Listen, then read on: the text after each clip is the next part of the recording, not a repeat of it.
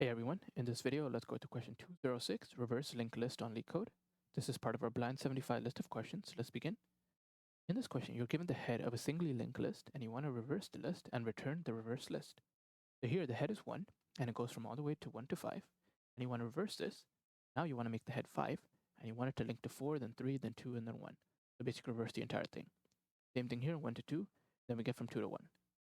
Now this question is actually pretty common. I guess it's one of those questions, like those basic questions of linked list that you're introduced to. And the way you would go about doing this one is, as with like a lot of these linked list type problems, it often helps to keep a previous variable and a current variable, right? A previous one and a current one. Current variable will be going through the list, and your previous one will be like lagging one node behind. Basically, any adjustments that you need to do can be done using these two variables here. For example, maybe you need to insert in a list, or maybe you need to delete a node, or maybe you need to, reorder something. Then previous and cur is often useful in these cases. It's also going to be useful in this case, like where we want to reverse the linked list. Well, how? Well, let's take a look at something like 1, and then we have 2, and then 3, and then 4, and then finally 5, right? If we have something like this, what we want is we want this link to be reversed, right? We want 2 to point to 1, we want 3 to point to 2, 4 to point to 3, 5 to point to 4, etc. Now, in order for us to do this, we need to somehow, first of all, cycle through the list, right? We always cycle through a list, and that can be done using cur. So initially, we can have cur set to something like this. Then eventually, cur will be here, etc. Now, if cur is set to 1, right, I need to have 1 basically point to nothing. I need to have it point to none. So what I could do is I could set previous equal to none at the start, and then I could have cur, which is 1, point to this previous. So now 1 will point to none. But notice how then we broke this link here, right? We broke this link. So I need to store this link somewhere. So I can maybe just say next, or OG next, or original next is 2, right? And then I could maybe set cur dot next equal to previous one. Cur dot next is equal to previous, right? So now we have a link something like this. So 1 wants to null something like this, and then this link is broken. And then cur can go over here.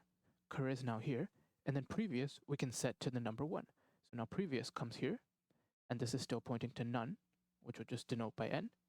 And now we can do the same thing. We'll denote what our OG next is, which in this case will be a 3, and then the cur.next is equal to previous, and so then we'll form a link here. And then obviously we need to update cur, and we need to update previous. So let's take a look how we can do that.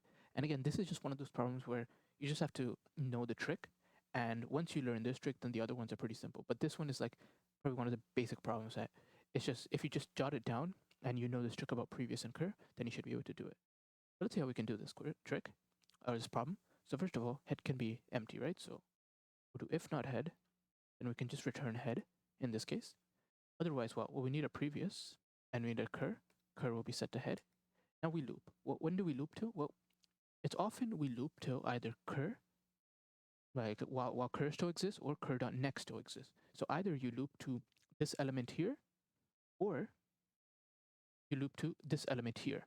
And then that's like how you figure out like where you want to end.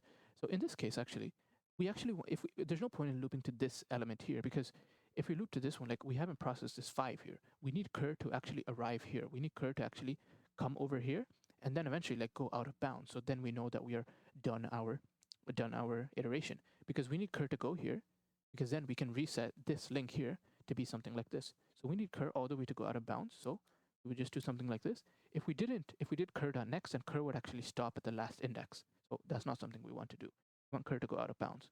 So cur will go out of bounds here. Now what is the first thing I want to do? Well, first thing I want to record what the original next is. That is equal to cur.next, right? So initially, we have something like this. Initially, previous is all the way here.